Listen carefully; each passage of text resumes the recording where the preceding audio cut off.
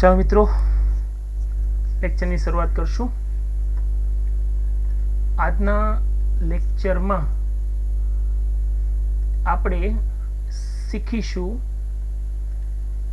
કંઈક નવું. બરાબર. આમ તો તમે બધા હોશિયાર છો એટલે વાંધો નથી આવતો. બરાબર. અને આમાં ઘણા વિદ્યાર્થીઓ તો ખરેખર બહુ હોશિયાર છે. બરાબર. હું તો કોઈ દી મળ્યો નથી, પણ મળીશું એટલે વધારે મજા આવશે. બરાબર. લોકડાઉનમાં થોડું રમતા રમતા મને બી નહીં ખબર કે આપણે હવે લોકડાઉન ક્યારે પતશે ને ક્યારે મળશું આપણે, પણ મળશે તો જરા વધારે એન્જોય કરશું. પણ અત્યારે ઓનલાઈન તો ભણીએ. તો આજે જે ટોપિક શીખવાના છીએ એનો આપણે વ્યવહારમાં ઉપયોગ કરીએ જ છીએ. બરાબર. ટોપિકનું નામ તમને આપી દઉં મિત્રો, એક્સપ્રેસિંગ ઇમોશન.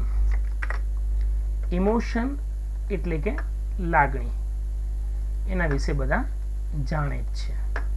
બરાબર. તો હવે ઇમોશન કયા કયા હોઈ શકે એની વાત. બરાબર. પહેલી વસ્તુ હું એમ કહી દઉં કે મિત્રો, માણસ છે ને એ એક સામાજિક પ્રાણી છે. બીજું કે આપણે આપણા પોતાના સમાજમાં રહેતા હોઈએ, આપણે એકબીજા સાથે સામાજિક વ્યવહારો કરીએ છીએ, ત્યારે આપણે આપણી કેટલીક લાગણીઓ, આપણા અનુભવો, આપણા ભાવો વ્યક્ત કરતા હોઈએ છીએ. દરેકને લાગણી હોય, બરાબર, ભાવ હોય. એ ભાવોના પ્રકાર, એ લાગણીના પ્રકાર અલગ અલગ હોય છે. જેમ કે ક્યારેક ખુશીની લાગણી હોય, ક્યારેક દિલગીરી હોય, પ્રેમ હોય, ધિક્કાર હોય, દયા. બરાબર. આ ઘણા બધી આપણી ફિલિંગ્સ છે, આપણી લાગણીઓ છે. બરાબર. જ્યારે આપણે આ આપણી જે લાગણીઓ છે, આપણા ભાવો છે, એ વ્યક્ત કરવાના આવે ત્યારે આપણે આ ટોપિકનો, આ ફંક્શનનો, ઇમોશન, એક્સપ્રેસિંગ ઇમોશન નામના ફંક્શનનો ઉપયોગ કરવો પડે. બરાબર. ચલો તો વાત કરીશું સૌપ્રથમ એના ઉપયોગની. ઉપયોગ શું કહે છે? આ ફંક્શનનો ઉપયોગ, આ ફંક્શન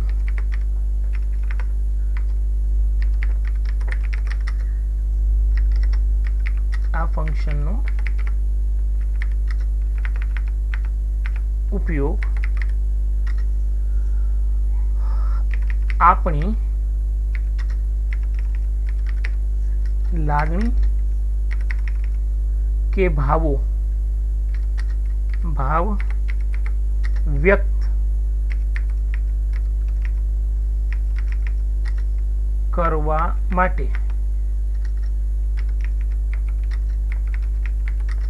થાય છે. બરાબર. જ્યારે આપણે કોઈ લાગણી વ્યક્ત કરવાની હોય ત્યારે આ ફંક્શનનો ઉપયોગ કરવામાં આવે છે. બરાબર. બીજો એક મુદ્દો આમાં આપણે ઉમેરીશું અહીંયા.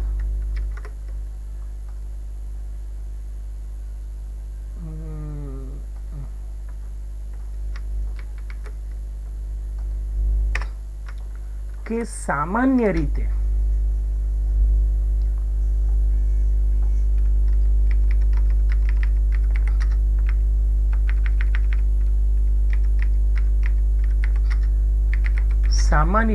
અહીં આ શબ્દોની પાછળ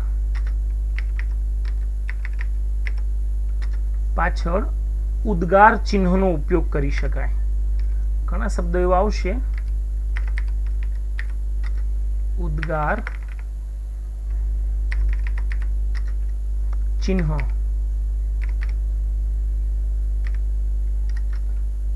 ઉદ્ગાર ચિહ્નનો ઉપયોગ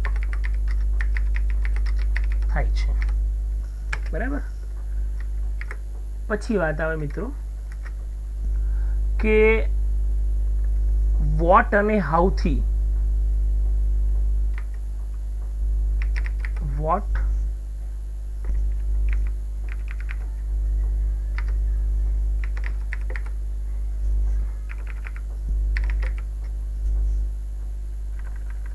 વોટ અને હાઉથી શરૂ થતા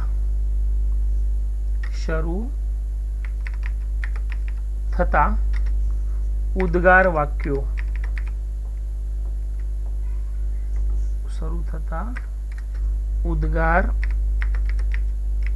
વાક્યો નો પણ આમાં સમાવેશ થાય છે. બરાબર.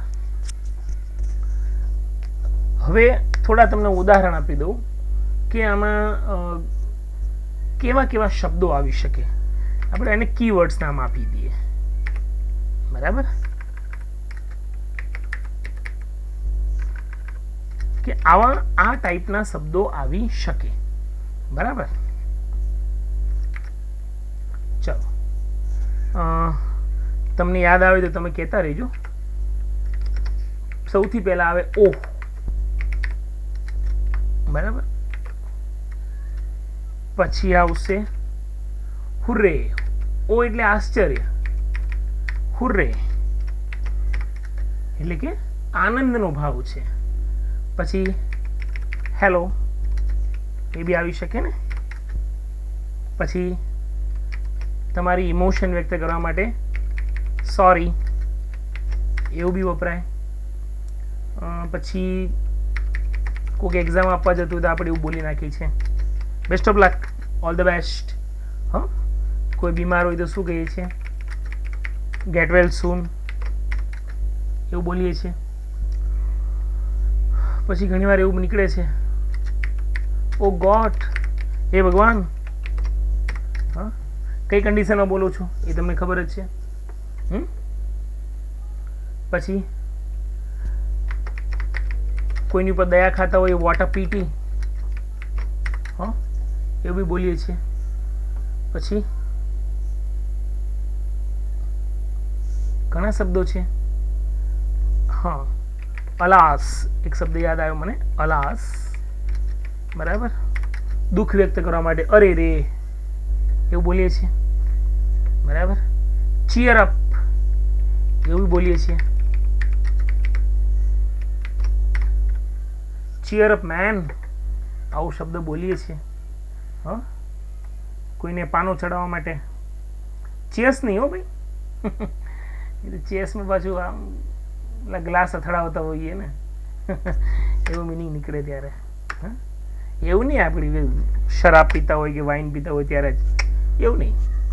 ચેસ થમ્સઅપનો ગ્લાસ હોય, કોલ્ડ ડ્રિંકનો, ત્યારે બે આવું બોલી શકીએ ને. પછી many many happy returns of the day, કોકને વિશ કરવા માટે many many happy returns of the day. બરાબર. દેન ઓ શિટ એવું બોલીએ છીએ હે ને. મતલબ અફસોસનો ભાવ, અરે યાર એમ. વાવ એવું બી શબ્દ આવે.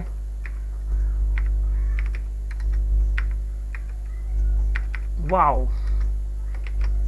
સારી પેઇન્ટિંગ હોય તો વાવ, વોટ એન આઈડિયા એવું બોલીએ છીએ. What an idea sir ji. પેલી એક એડ આવતી હતી અભિષેક બચ્ચનની આઈડિયાની હે ને. પછી કોઈ કંઈ બોલતું હોય અને આપણે ન સાંભળતા હોઈએ, બરાબર, તો આપણે ફરી સાંભળવા માટે કે દિલગીરી વ્યક્ત કરવા માટે એવું બોલીએ છીએ આઈ બેગ યોર પાર્ડન, માફી ચાહું છું. બરાબર, આવું આપણે બોલીએ છીએ. તો આવા ઘણી બધી આમ શબ્દો છે, બધા ડિસ્કસ કરશું તો ઘણો બધો ટાઈમ વયો જશે. બરાબર. જેમ જેમ વાક્યો આવતા જશે એ પ્રમાણે હું તમને કહેતો જઈશ. ઓકે, ચલો. કીવર્ડ્સની વાત પતી ગઈ અને હવે આપણે જોઈશું થોડા એક્ઝામ્પલ્સની. ઓકે, ચલો એક્ઝામ્પલ્સમાં આપણે સૌપ્રથમ વાત કરીશું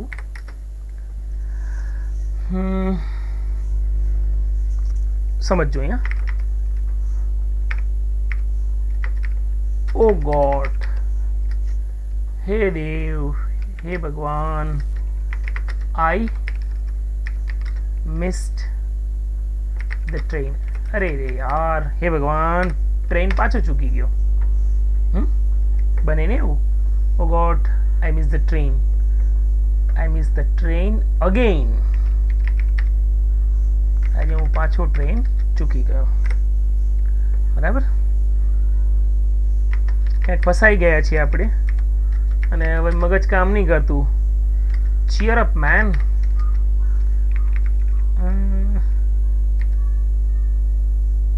ચીયર અપ ગાઈસ એવો શબ્દ હમણાં બહુ પ્રચલિત છે ને.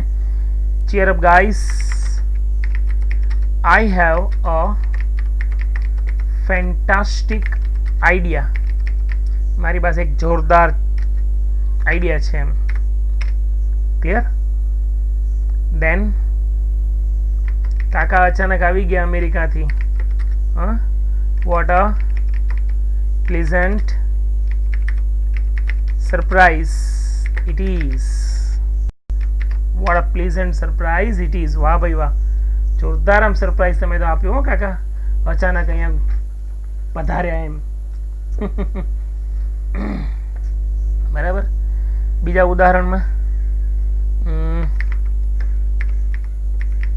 હુર્રે, આનંદનો ભાવ છે મિત્રો. હુર્રે, હુર્રે, we have won the final match.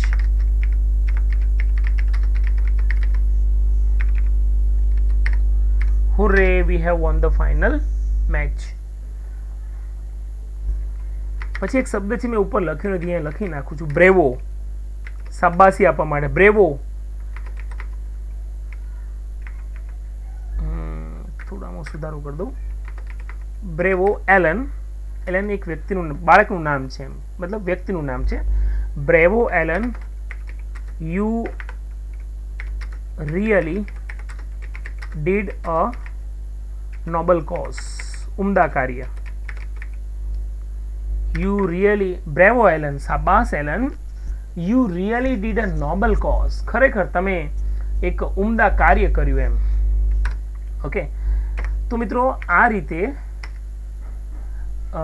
તમે વાક્ય બનાવી શકો.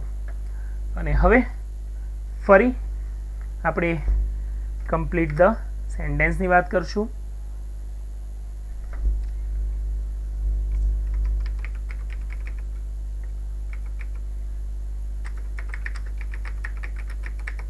complete the sentences. Okay, ચલો ફરી પહેલું વાક્ય.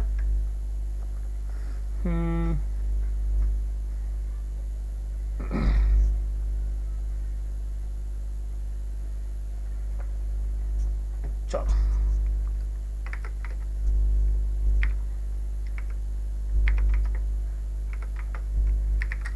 the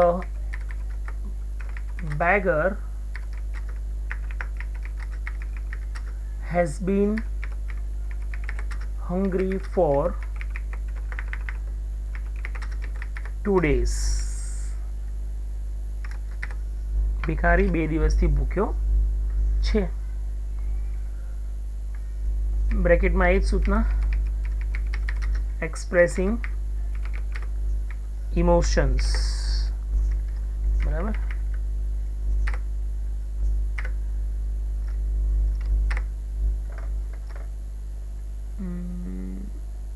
વિચારો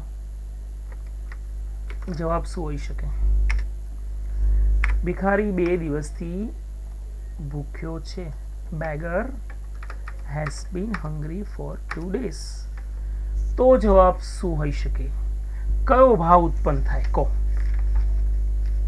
બોલો બોલો, શું કહી શકાય એના માટે આપણે?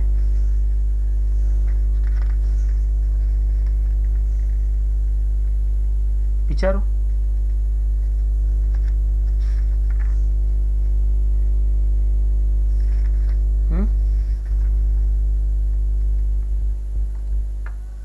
બોલો, દયા આવે? મને 2 દિવસથી બીમાર ભૂખ્યો હોય તો દયા તો આવે જ ને. તો એના માટે શું લખી શકાય? હાઉ પીટીફુલ, હાઉ પીટીફુલ, સો સેડ, એવું બી આવી શકે મિત્રો, ડોન્ટ વરી. બીજું એક વાક્ય લઈએ. Ajit passed his final interview. Ajit passed his final interview. ફરી સૂચના એ જ, એક્સપ્રેસિંગ ઇમોશન.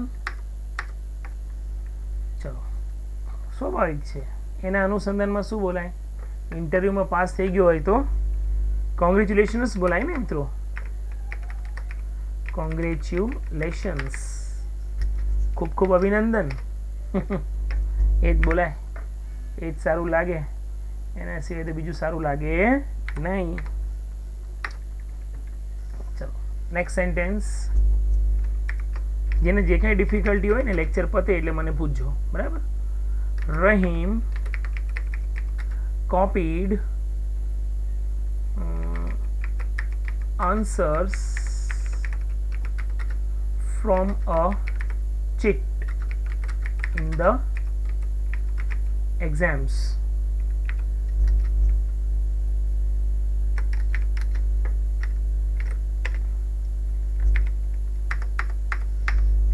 બોલો, એક્ઝામમાં ચીટ ચબરકીમાંથી એણે કોપી કરી જવાબોની. તો આ તો બહુ શરમજનક બાબત થઈ ગઈ. શું લખી શકાય મિત્રો? Shame on you, shame on him. Shame on you બી લખી શકાય, વાંધો નહીં, તમે તો જવાબ તમારી રીતે લખો છો એટલે બરાબર. શેમ ઓન હિમ, શરમ આવી જોઈએ એને. Okay, next.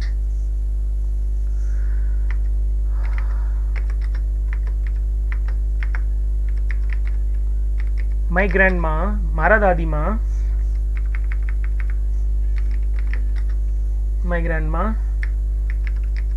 Helps everyone. મારા દાદીમાં દરેકની મદદ કરે છે. તો આ તો બહુ સારી વાત કહેવાય. બહુ સારી વાત છે. શું આવી શકે એના અનુસંધાનમાં? બહુ દયાળુ છે. how kind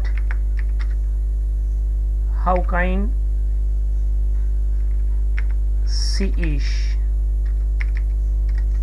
તે કેટલા દયાળુ છે, બને ને આવું.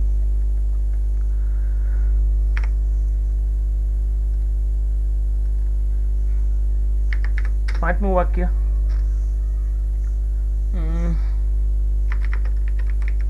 Naresh is going for playing in the Naresh is going for playing the final match. કે ભાઈ એ ફાઇનલ મેચ રમવા જઈ રહ્યો છે. તો એના અનુસંધાનમાં આપણે ઇમોશન બનાવવાનું, બરાબર? શું કહેશો? ફાઇનલ મેચ રમવા જતો હોય તો શું કહેશો એને? બેસ્ટ ઓફ લક, એવું જ કહેવાય ને? બોલો, ઓલ ધ બેસ્ટ, એવું બી કહી શકાય આપણે. ખ્યાલ આવે છે મિત્રો? તો આ રીતે તમે કમ્પ્લીટ ધ સેન્ટેન્સ લખી શકો. ચલો, ત્યાંથી આગળ વધીશું. એટલે હવે અહીંયા તમને શરૂઆત કરશું આપણે અહીંયા કમ્પ્લીટ ધ ડાયલોગની.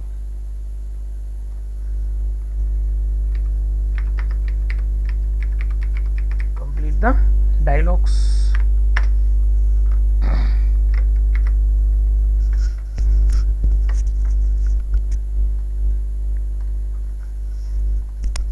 ચાલો પહેલું વાક્ય લઈએ આપણે અહીંયા.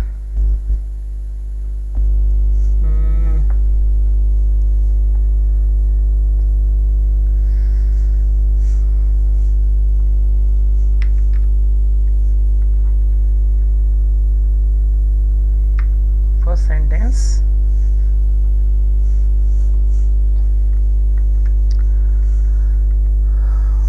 ચિરાગ નામની કોઈ વ્યક્તિ કહે છે.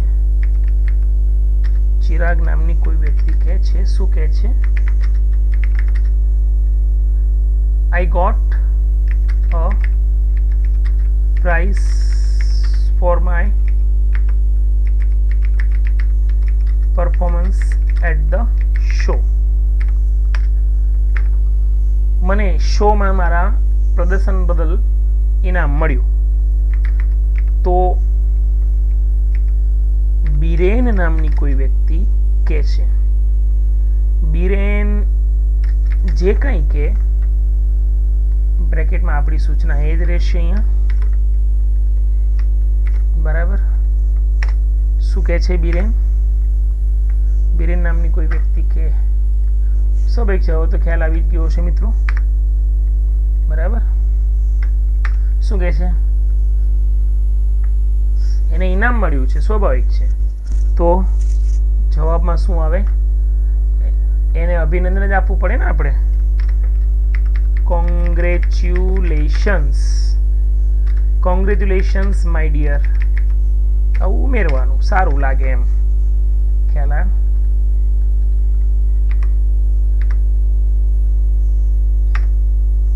Okay, congratulations my dear. Mr. Pathan નામની કોઈ વ્યક્તિ કે we are living for Europe. We are living for Europe tour next week. કે અમે આવતા અઠવાડિયે યુરોપ ટૂર માટે રવાના થઈ રહ્યા છીએ. તો મિસ્ટર પારેખ નામની કોઈ વ્યક્તિ શું કે?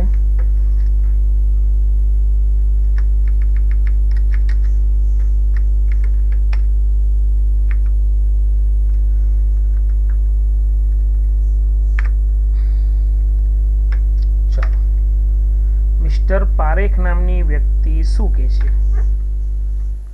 Happy journey. હા, તમારી યાત્રા સુકુશળ રહે.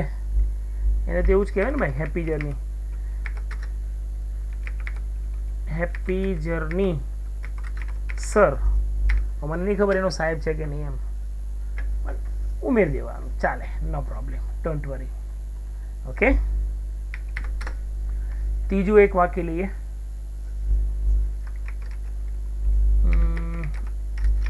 વેઇટર એવું કહે છે. હવે થોડું હું વાક્ય આપવાની જે રીત છે એ ફેરવું છું. બરાબર. વારે ઘડી આ કેમ કોપી થઈ જાય છે, આઈ ડોન્ટ નો. ત્રીજું વાક્ય ચાલો. વેઇટર કંઈક બોલે છે, એના અનુસંધાનમાં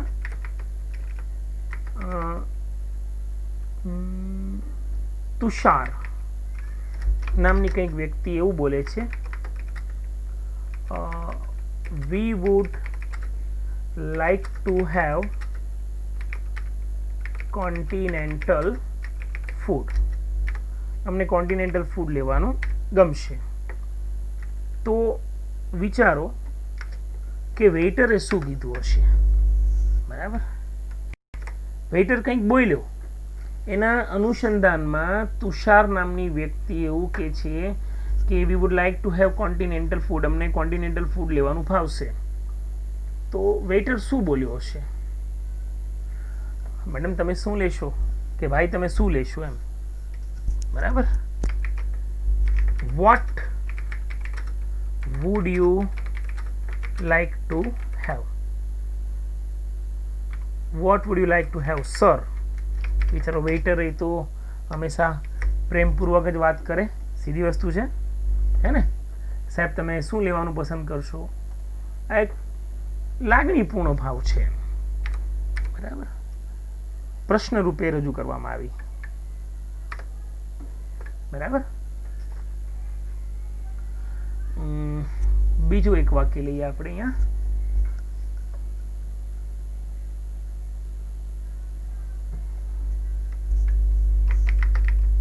પાપા એવું કહે છે,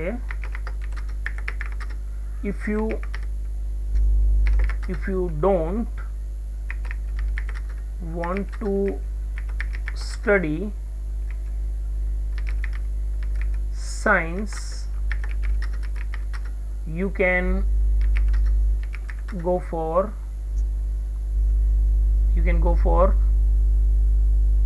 your choice. You can go for business. એ તમારે સાયન્સનો અભ્યાસ ન કરો, તમે બિઝનેસમાં જઈ શકો એમ, બરાબર. તો હવે એના અનુસંધાનમાં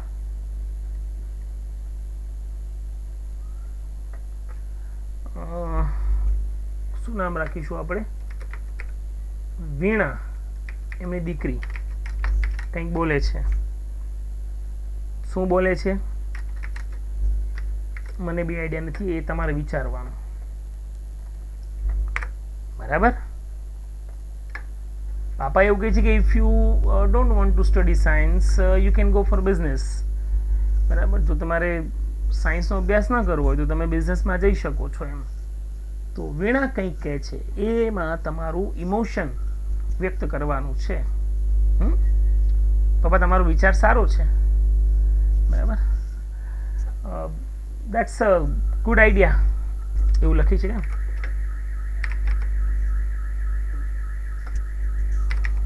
that's a good idea, that's a good idea.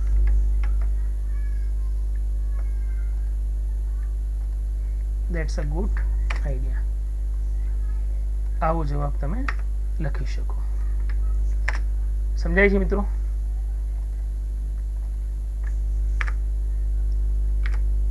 પાંચમું વાક્ય,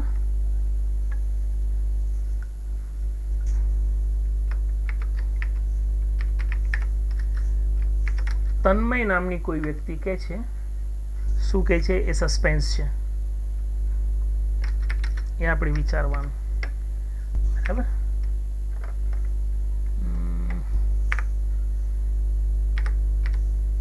પાંચમું વાક્ય, બરાબર. ચલો હવે એના અનુસંધાનમાં વિક્કી કંઈ કહે છે. વિક્કી શું બોલે છે? You are welcome, you are welcome. તો તન્મય શું બોલ્યો હશે એ આપણે અહીંયા લખવાનું, બરાબર. તન્મય શું બોલ્યો હશે? તન્મય શું બોલ્યો હશે? Thank you so much. આપણે યુ આર વેલકમ શબ્દ ક્યારે પ્રયોગ કરીએ છીએ? જ્યારે આપણને થેન્ક યુ સાંભળવા મળે ત્યારે, બરાબર. Thanks a lot, thanks a lot. તો સમજાય છે મિત્રો? આ રીતે તમે તમારા ઇમોશન્સ વ્યક્ત કરી શકો. ક્લિયર? તો મિત્રો આજના લેક્ચરમાં આટલું જ. જે આપણે ચલાવ્યું છે ઇમોશન્સની વાત અહીંયા, એ તમે લખજો, તૈયાર કરજો, બરાબર. મળીશું આવતા લેક્ચરમાં. ડિફિકલ્ટી હોય તો મને પૂછી શકો. See you next time. Till then, bye bye.